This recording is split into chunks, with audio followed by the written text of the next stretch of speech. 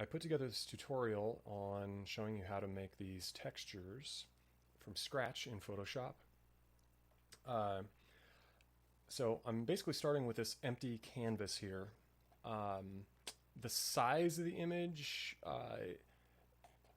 it doesn't necessarily matter all that much, but for a lot of the settings that I'm going to be using, I wanted to use a larger file.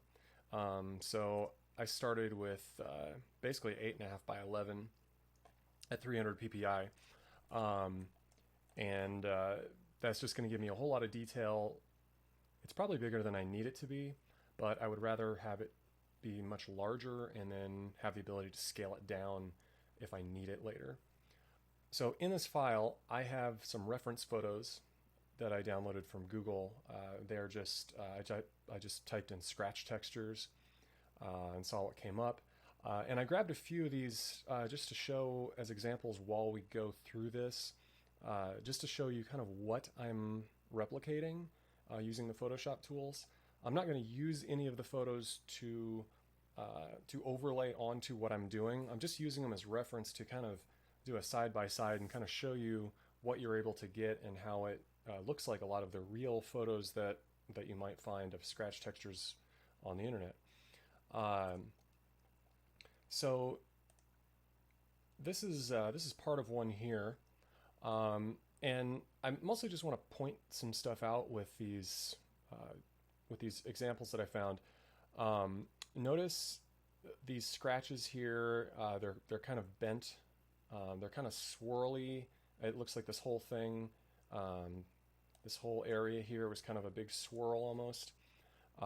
There's some very, very subtle lines going through the whole thing. And then also notice the small dots of dust or noise or, just anything going on in the background there.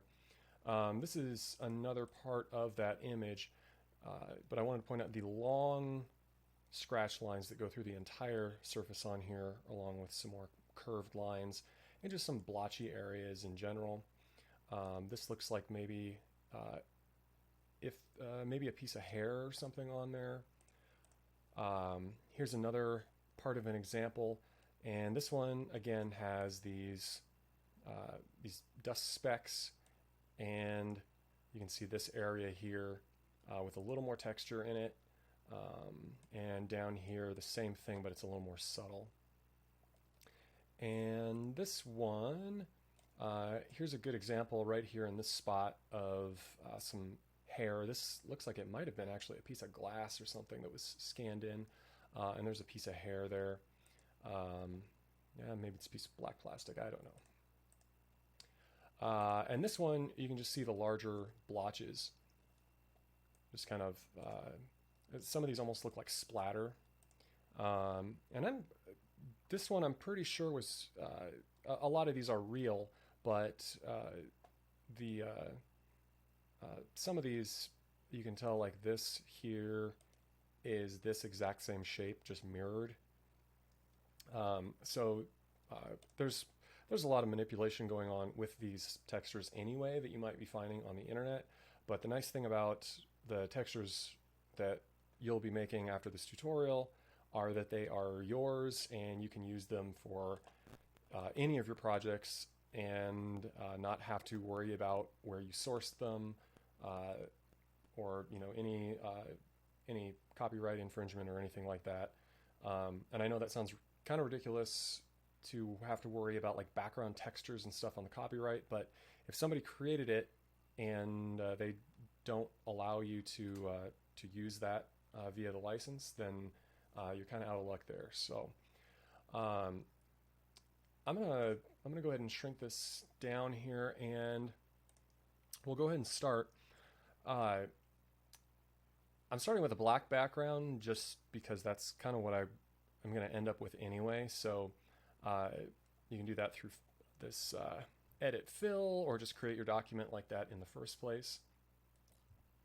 So the first thing I'm going to create are some of the blotches, the little dust specks and blotches that you see throughout these reference images. For instance, right here you can see just these little dots and the bigger blotches on some of the other images.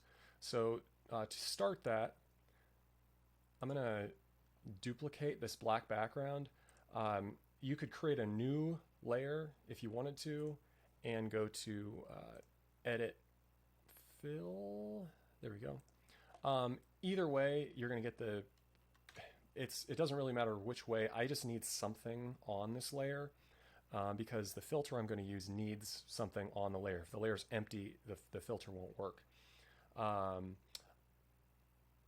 I guess I'll name these layers as I go through. When I make these, a lot of times I don't name the layers because I make them fairly quickly, and I don't really need the layers named because once I'm done with the layer, I could flatten the whole image and it doesn't really matter at that point. But this one, we'll call this big dust specks. Okay, so I'm going to go to filter, render, clouds. And the clouds filter is completely random. It's different every single time you would use it. So no matter how many times I would go up here to clouds, it's going to be different every time. And that also means that if you try to work alongside me here with this tutorial, there's no way that yours is going to look exactly the same. And that's good. You don't want it to look exactly the same, but there's always going to be a little bit of variance in what these look like.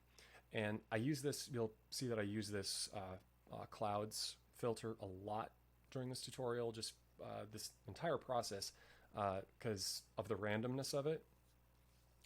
It makes this a lot easier to make random shapes and patterns.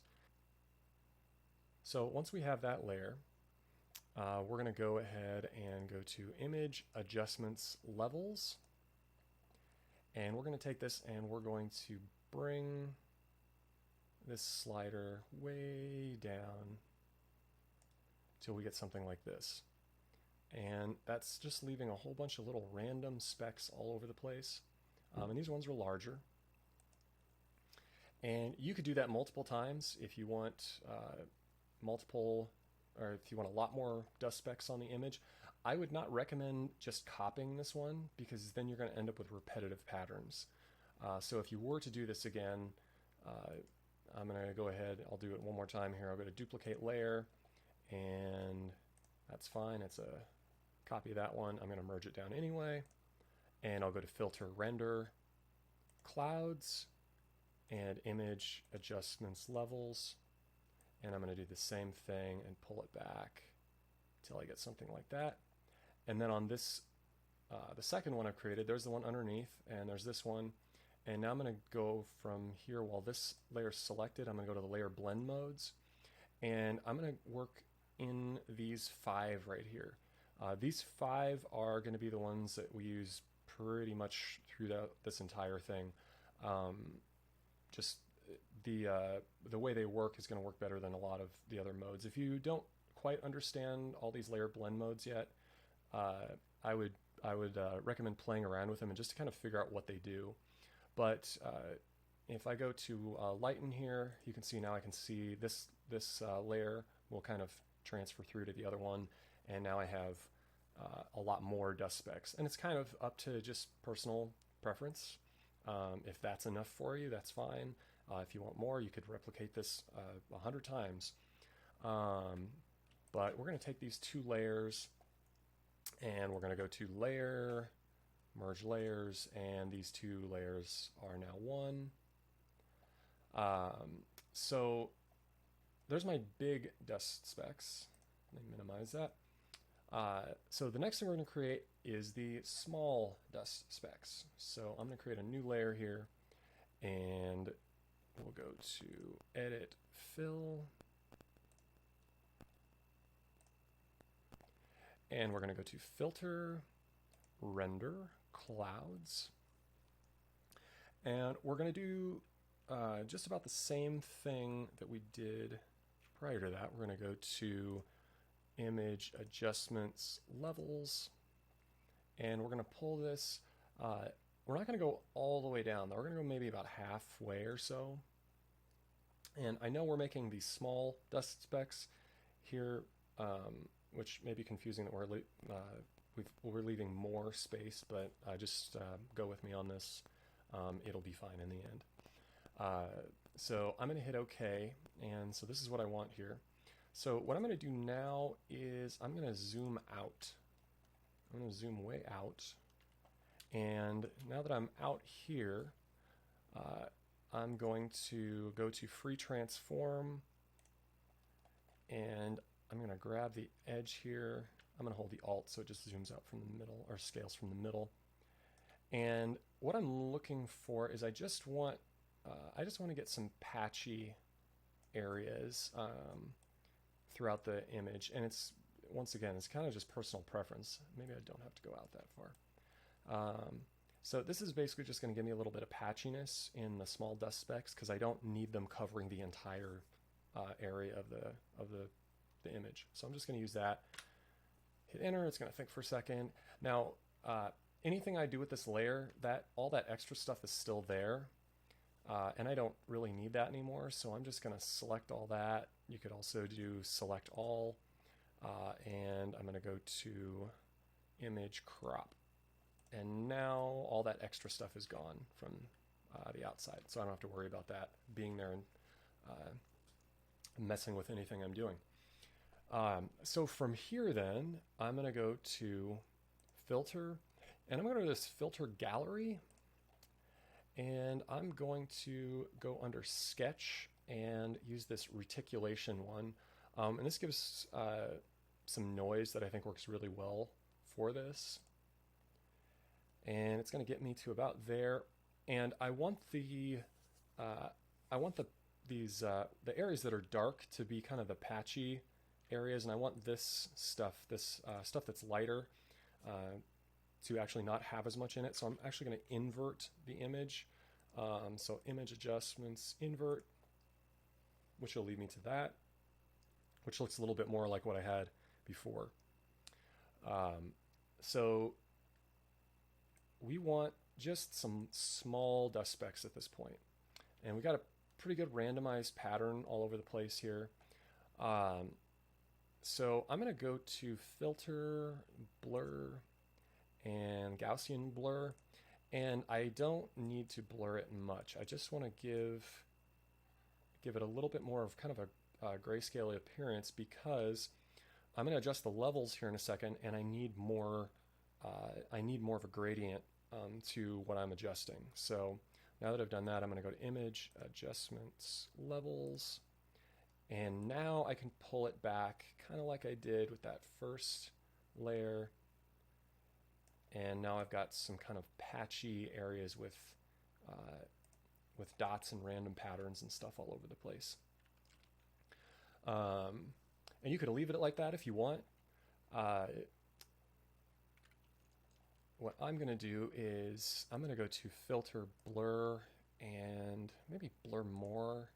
I just want to blur that just a little bit because I'm going to go and do a levels adjustment one more time and maybe tone that back a little bit more. And a lot of these, I'm not even going to tell you exactly what settings I'm using or anything. You can follow it, or you can copy these if you want to, but you're not going to get the exact same results every time anyway. Okay, so I'm going to leave it like that. And once again, you could do that a few times if you wanted to.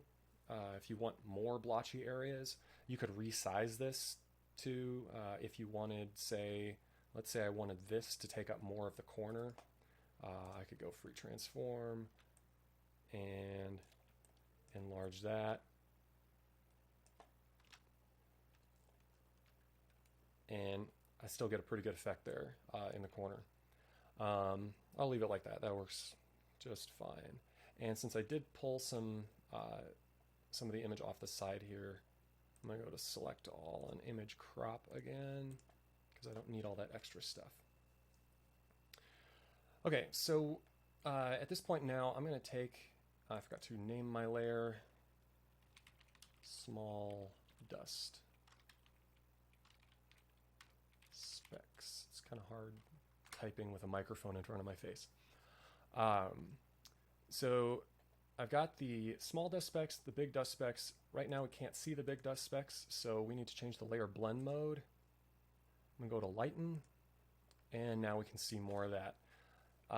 If you want to, you could change the opacity of this layer.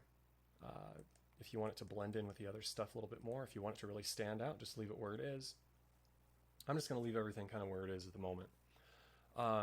Now, these reference images, I didn't really find a reference image with what I was looking for for what we're going to make next, which is some water damage on the image, but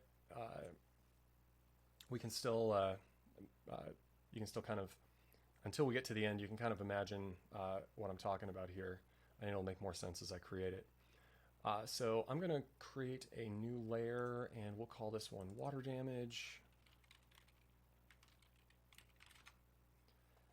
And I'm going to, I just switched that to black because every time it hurt my eyes when I did the fill command and this big white patch appeared. Okay, so I got my just a blank water damage here, and I'm going to go to, as I always do, filter, render clouds, and I'm going to go to image adjustment levels again, and kind of like the last time, I'm not going to go all the way down. I'll go somewhere around there. What I'm looking for are areas that if I scale this up, that I can just have some stuff, maybe go through a little part of the image. I don't need this in a whole lot of the image. This is mostly just kind of a little extra detail you can put on the side or something there. The other thing I want is I'm going to pull the white side back. What I'm looking for here is a lot of solid black, a lot of solid white, but I do want a blend between the two. I still want to leave a little bit of that gradient, so I don't want it to be all the way like this. I want to leave a little bit of that gradient. And I'm going to hit OK. And I'm going to zoom out and do some resizing again. And free transform. And somewhere maybe like that. That works pretty good. And then I'm going to select all and image crop to get rid of all that extra stuff I don't need anymore. And from here, we're going to go back to this filter gallery again. And under stylize, this glowing edges tool, which is kind of cool. It looks like some sort of science experiment or something here. And that's about where I need it, but I'm going to go to image adjustment levels, and I'm going to pull the white slider back and pull the mid slider down, I think, a little bit. And this is, once again, you're just going to be kind of playing with this until you get it to where you think looks good. That's maybe too much of the dark there. So we'll go about there. All right, so that's probably too much for what I want. So I'm going to create a layer mask over here. So I have that layer selected. I'm going to click on this button here. And now I can take a paintbrush and I can go in, let's see, maybe around there, maybe a little smaller. And I'm going to go in with black paint. I'm on the layer mask here. So black color, and change my opacity down to about 50 because I can paint over areas multiple times. And I'm going to kind of paint over the middle area in these. And maybe the side on this one. Some of these I don't need. Some of them are just, there's just too much there.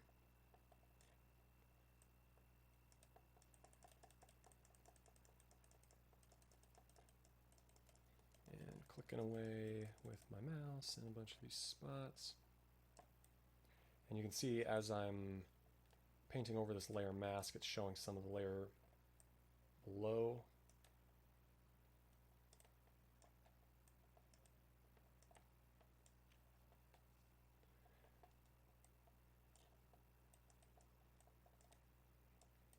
May still be more than what I would normally use, but you could you could endlessly play around with this. And the nice thing about doing this on a layer mask, you can always come back and adjust it if you want more of the pattern somewhere. I am going to, before I do anything else, I'm going to select. So here's the layer mask. Here's the actual layer selected.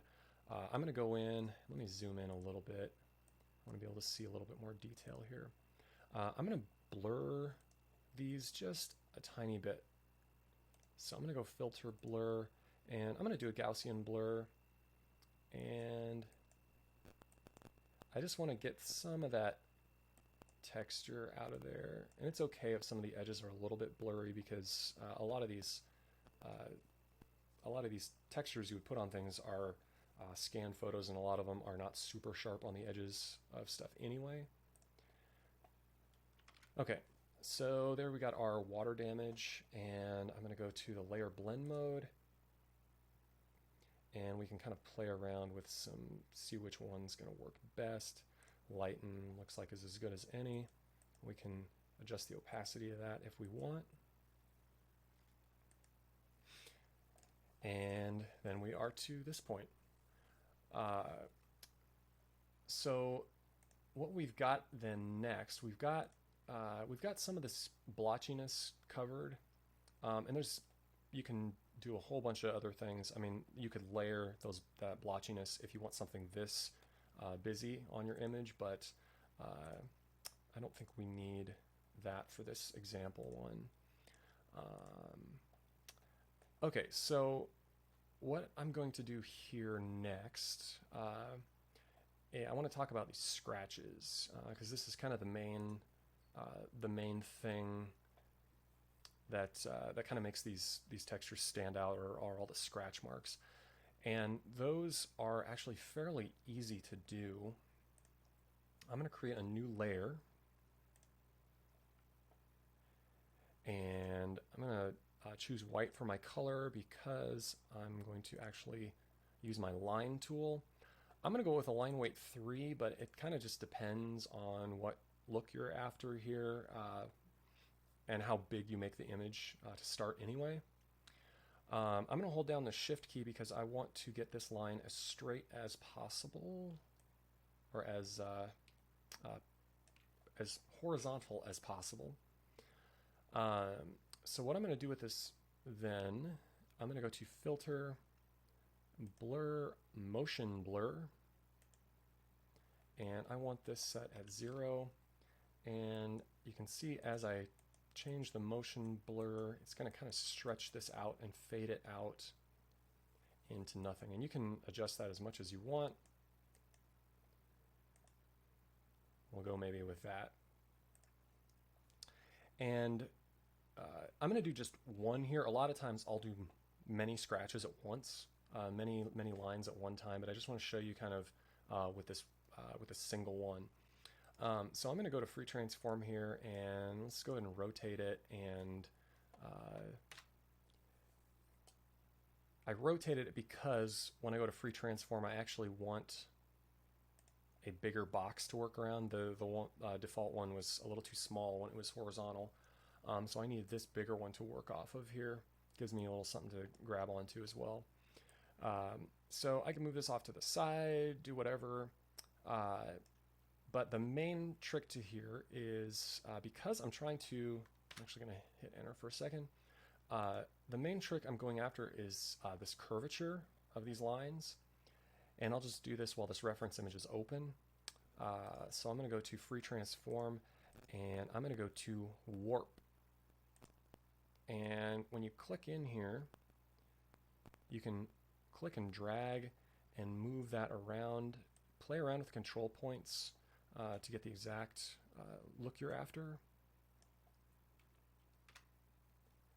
And now I have a curved line, a curved scratch. If I wanted to kind of copy what these looked like, this one's a little smaller.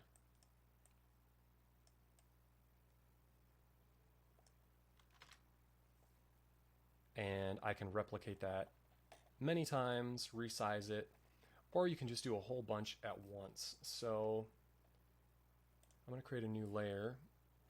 Let's turn this one off here. And now that I'm in my new layer, I'm going to create just a whole bunch of lines. And I'm not paying any attention to how far I'm spacing these away from each other, how long they are, whatever. It's going to be pretty random. And now I'm going to go to Filter, Blur, Motion Blur.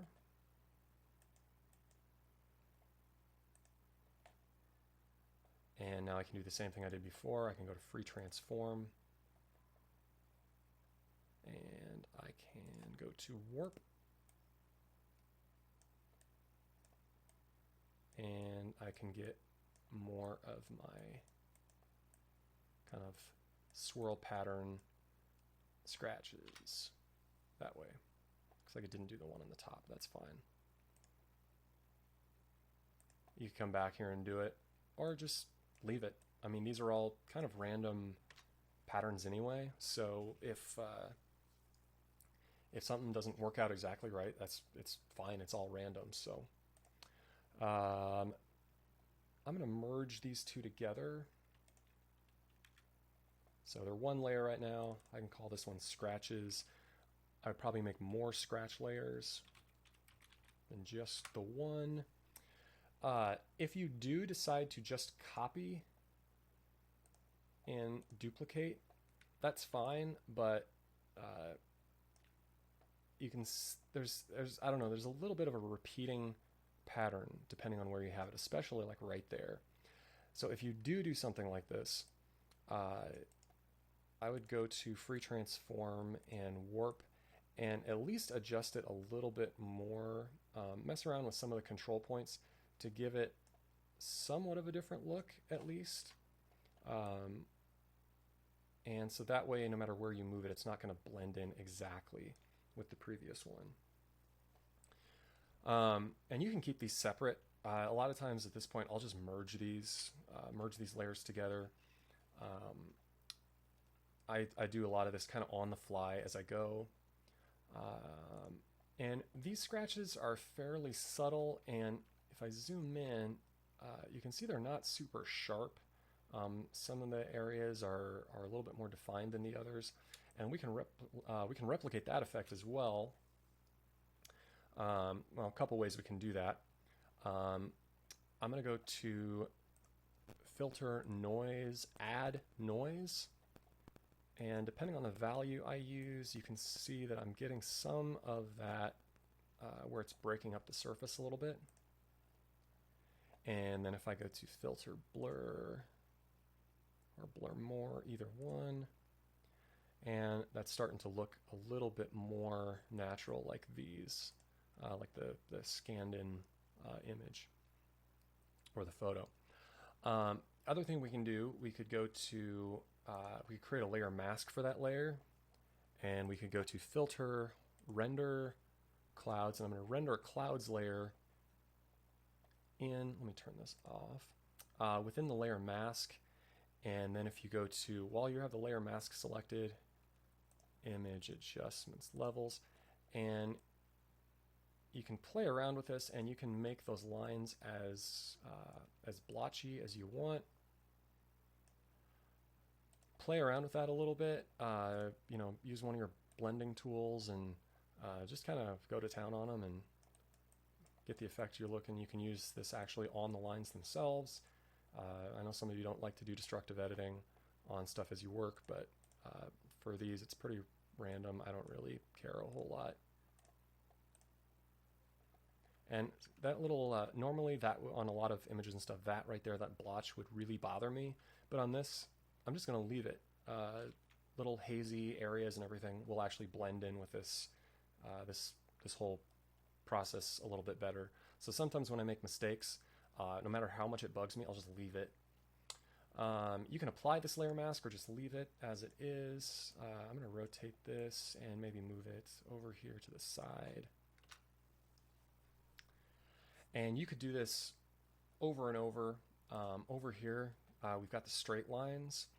And that one's actually, I would probably say a little bit easier. I created a new layer here, and I'm going to use my line tool, and I'm just going to do something like this.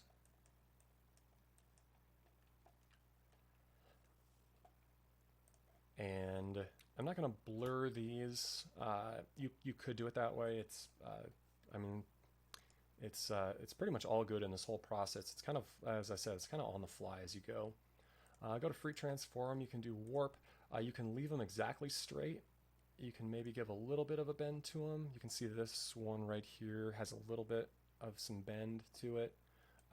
Just, you know, drag around with these control points and just kind of see what you get.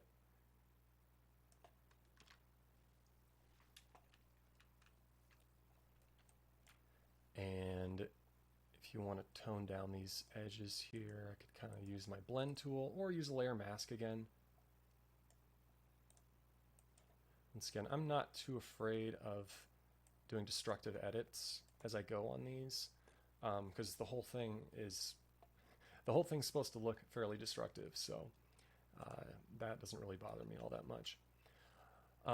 So here we'll go to filter noise and add noise and give it maybe a little bit of blur. And both of these layers, these are both scratches here. You can do a lighten or screen one of these blend modes on here, and you can tone them down a little bit if you want to get them to blend into kind of the original color. If you want, you can make a whole bunch more of these. We'll see if I can get kind of a random-ish pattern by just replicating it and doing maybe a couple little tweaks. We'll do a warp here and just kind of tug on it a little bit. And mess around with the bottom of that. Okay, so that's looking pretty good there. So now I've got some scratches across the image. Another thing that some of these images kind of have is almost like a haze. Some of these areas you can see they're very light back here. They kind of look like they're scratches, but they're almost more of a haze. And the way I would get to that, and just so I don't have a whole bunch of stuff start to stack up here, I'm just going to merge my scratch layers. So in order to get a haze layer, we'll keep this one called scratches. Oops. I'm going to create a new layer and we'll call this one haze. And this one I'm going to use the paintbrush tool, and I'm going to shrink my brush down to about 3 pixels again, change my hardness up, and I'm just going to squiggle, just go all over the place with my mouse. And once I get something like that, it can look however you want. I'm going to go to filter, blur, motion blur, and I want to get it, you could leave it like that if you want. I'm going to try and rotate until I get something that was maybe a little bit more onto, like maybe right about there. So it's kind of tracking across most of the lines at least a little bit better. A couple modifications you could do this. You could do the free transform. You could do the warp again on this to give it more of a swirl effect. Something I like to do to these on occasion is go to free transform and hold down my shift key and drag like this, so it actually kind of stretches the lines out and makes them a little bit thicker. And I'll free transform that and maybe set that in here with this. Now I got all these scratches and a little bit of haze going on here. I'm going to go to filter noise and filter blur, and you can do this as many times as you want, as few times as you want. Just in case, I'm going to go here and go to my blend mode and kind of blend it through there. Um, so now I've got a bunch of the scratches here. The next thing I want to do is I want to add some of these pieces of hair into the image. So I'm going to go and create a new layer, and this one I'll just call hair. And I find this one actually to be easier if you have a like a pen tablet, which I use a lot of the time when I'm in Photoshop. I'm using the mouse for most of this because I think a lot of people probably don't have pen tablets, but I like this part especially with the pen tablet, because a lot of times when I'm making these and I'm just basically just kind of drawing just some meandering lines at random. But when I do it with my mouse, a lot of times I'll get these kind of more sharp, little jagged edges around here, which is fine. I mean, you can blend it if you need to, but with my pen tablet, I've found that I can get a lot better results there. And I could put a couple of these hairs going there. I got a little too much of a squiggly here, but you know what? I'm just going to leave it. As I said, I like to just kind of leave my mistakes a lot of the time. And the hairs are going to be very random throughout the entire thing. Good enough. I'll just leave them there. And you could blur these. I'm going to actually add a little bit of noise over them, and then maybe give them a blur. If you want them to stand out a little bit more, you could duplicate that layer and then merge the layer down again. And then I've got some pieces of hair going across my image. So I'm almost done here with this. If you look at all of these, though, there's a lot going on, and kind of there's not a whole lot of empty space. Even the empty space areas, there's still a little bit of stuff going on there. This one maybe has a little bit more, but there's stuff going on throughout the entire image, and you can have as little or as much stuff going, but this is almost, I know there's stuff everywhere on here, but this is almost a little too clean for me. So what I'm going to do is I'm going to select all of the layers right here, all of my working layers, and I'm going to go to, let's see, I usually use just the keyboard command for this, so let's see if I can do this correctly here. So I'm going to hold down Alt and hit L for layer, and I'm holding down Alt because I'll show you why here in a second. I'm going to go to merge layers, and if I'm holding down Alt, it'll actually merge all of them into a new layer and leave all the other ones underneath. If I would just go to layer, merge layers, it merges them all together, and I don't necessarily want that just yet. So I'm going to have all those selected. I'm going to go to hold down Alt and go to my layer and go down to merge layers, and it's going to merge them into a new layer. So once I have them in a new layer, I'm going to go up here to filter, filter gallery, and I'm going to go into my sketch and reticulation again. And my computer is really thinking hard about this. And I'm going to hit OK, and it's going to give me something like that. And that's kind of the opposite of what I want, so I'm going to invert that. So image adjustments, invert. And this is where you can really just play around with this until you get the random noise throughout the whole image that you want. And the other benefit of this is it's going to give me some graininess when I do my layer adjustment. It's going to give me some graininess to some of my other features on here, like the hair and the scratches and everything. And you can cover those up with layer mask if you want. I'm going to blur this just a little bit. So as I use my levels command here in a second, I'll have a little bit more to work with. So now I'm going to go to image adjustment levels, and I'm going to pull this back and play around with these sliders.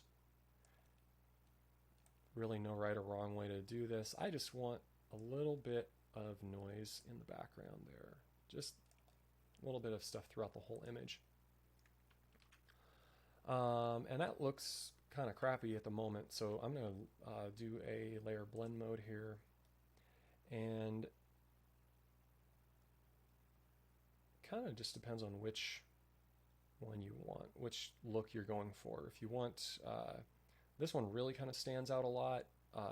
Lighten does a pretty good job here. Lighter color, let's go with that one. And then I can create a layer mask here, and I can, let me make that brush bigger.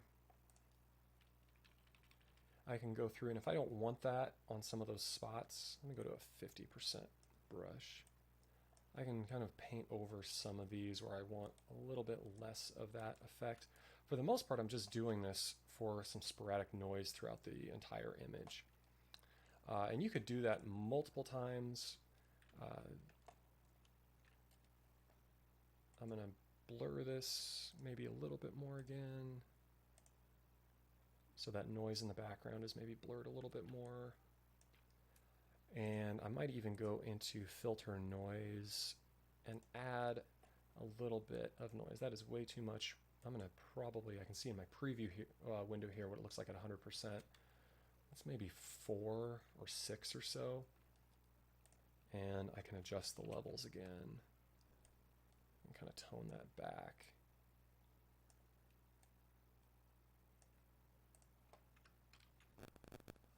So now I have just some more random spots and stuff going around in the background there.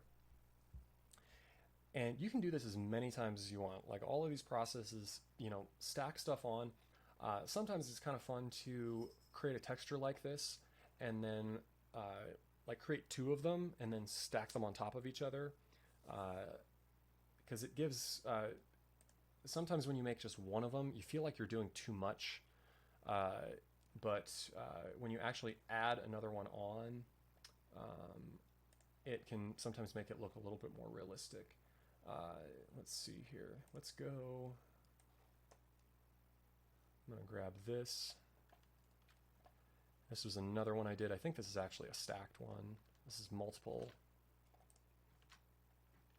textures stacked. Let me resize that a little bit bigger. So that's what I have to work with, and this is the one that I've got that I'm going to put on top of it. So this is another one that I made. This is not a photograph. This is just another one of these textures I made using this process. And I'm going to go to, let's say, lighten or linear dodge. Any of these 5. You just kind of got to figure out which look you're going for. So there's a lot going on there. That's fairly obnoxious. If you want, you can tone that down with layer mask in whatever spots you want. But that's pretty much it to the whole process. A lot of it is just playing around, layering stuff, and just trying out different commands and stuff. I'm probably going to make another tutorial on taking photographs and using those to turn them into textures. I did a couple the other day. I'll show you a few of these just so you can see. This is a picture of my garage floor that I turned into a texture. This is a plastic lid for something. Took a photograph of that. This is another area of my garage floor. I kind of like the splatter marks on this one. This is the inside of my garage sink. This is a piece of wall that has been patched but needs to be painted. This is a piece of wall that's been patched and still needs to be sanded. This is the bottom of one of our cooking pans. Just sometimes you just kind of, when you see a cool texture, just take a photo of it and see what you can do with it. This is another one of our pots. And this last one is just textured ceiling. You can make just about anything into a texture. I'm going to turn this off real quick, and I'm going to show you kind of what it will look like to layer one of these actual, like one of the photograph textures on top.